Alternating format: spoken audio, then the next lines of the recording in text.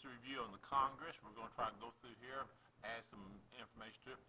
You know, Congress is serving the House now, serves a 2-year term, and everyone is elected for 2 years. That's because they wanted the House to be closer to the will of the people, mainly because of taxes and the powers that the Constitution gave them. All the money bills must start in the House. They can impeach, and if there's a tie in the Electoral College, like no one gets 250, then they can break a tie in the House. Now, most important person in Congress is the chairman of the Ways and Means Committee, because the Ways and Means Committee is where all the money is decided, who gets the money. Now, only the House has a Rules Committee.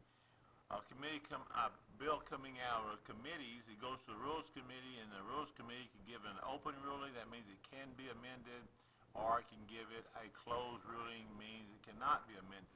Now, in the House, we have what is called gerrymandering, because every 10 years, the state legislature redraws the lines. We know they do that because the House of Representatives is based on population. Now, sometimes they'll draw the lines to keep their party in power, and that's called gerrymandering. Now, gerrymandering was stopped by the Supreme Court case Westbury versus Sanders, also the Carr case. Now, majority-minority districts, you can draw lines to help a minority, and that is not called gerrymandering, and it's called majority-minority districts. Now, the Senate, the founders wanted them to be a little bit stable, slow to change, so they gave them 6-year terms with only 1/3 every 2 years, so it will take us all 6 years to get rid of them. Now, before the 17th Amendment, the senators were elected by the state legislature, and now they're elected by the people.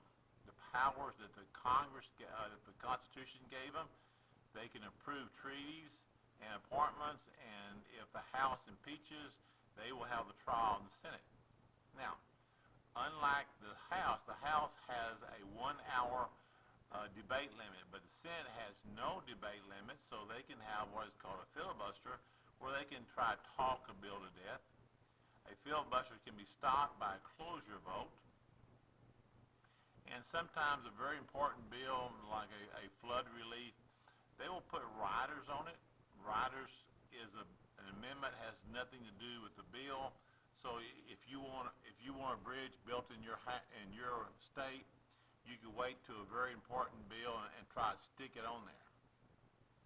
Now, if there is a vacancy in the House, there must be a special election, but in the Senate, the governor can replace him. All right, look at Congress as a whole. Franking is when the government will pay for all your mailing and correspondence, so it gives you a big advantage. What the Constitution says that the Congress cannot do, they cannot have a bill of attainder. That means they cannot stick you in jail before you go through the process of a trial or so on. Retroactive, they cannot make a bill today and say it goes into effect last week. And writ of habeas corpus, that they cannot do away with the writ of habeas corpus, which means you cannot be put in jail forever without trial, unless we're in a state of rebellion, like Lincoln thought, or war, like President Bush thought.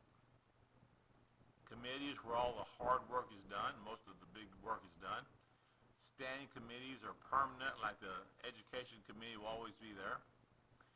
And Conference Committee is there if the House and the Senate cannot get together. They'll put the bill to the Conference Committee with an equal number of representatives and senators, and their job is to try to come to some kind of compromise.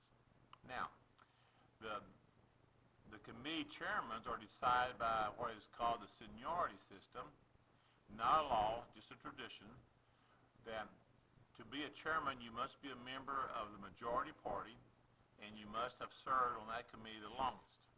Now, the Constitution says something about interstate commerce. So the Congress has used that to increase its power over the states. Incumbents are people who have been elected and now they're going to run again. And about 90% of them are elected. That's because they know where the money is, that they know who to ask. They have a lot of name recognition, and they've been able to do some good things for their community and state. Leadership. The Speaker of the House is the leader of the House. That person is the only office that's in the Constitution. The President of the Senate is the Vice President, but of course he's never there, so the Majority Leader actually runs everything. One of the main jobs that Congress has is to watch the other two branches, and that's called oversight, and that's what they do a lot. Now, Iron Triangle is when an executive branch like the Army gets together with a congressional committee and an interest group like TI, and all three of them decide what they want, and they pretty much get it. Now, speaking about incumbents, one of the reasons incumbents win because pork barrel. It's also called pork. It's also called earmarks. That's when they get a special little thing for their state that may not be good for the whole state, but it is good for them. We talked about franking. The budget. The President submits the budget with the help of the Budget and Management Office. And one of the problems with the budget is that almost half of our money is entitlement. These are things that we have guaranteed that we're going to pay someone. Now, there's a lot of ways, and we'll talk about them later, ways that the Congress can control the president. One of them they tried is the War Powers Resolution, where they limit the power the president has over his commander-in-chief. Now, on another video, we will talk in depth about the checks and balances over them, but I believe that's all. Thank you.